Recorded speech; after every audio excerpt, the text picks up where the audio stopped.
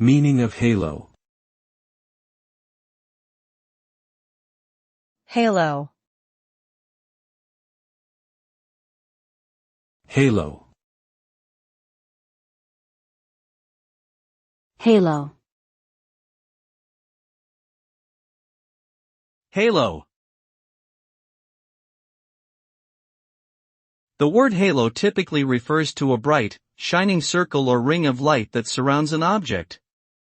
In religious or spiritual contexts, a halo is often depicted as a symbol of divine radiance or holiness, and is often shown around the heads of saints or angels in artwork. More broadly, the term halo can also refer to an aura or glow that surrounds a person or thing, suggesting greatness, excellence, or purity. Overall, the concept of a halo tends to connote a sense of luminous beauty, goodness, or otherworldliness.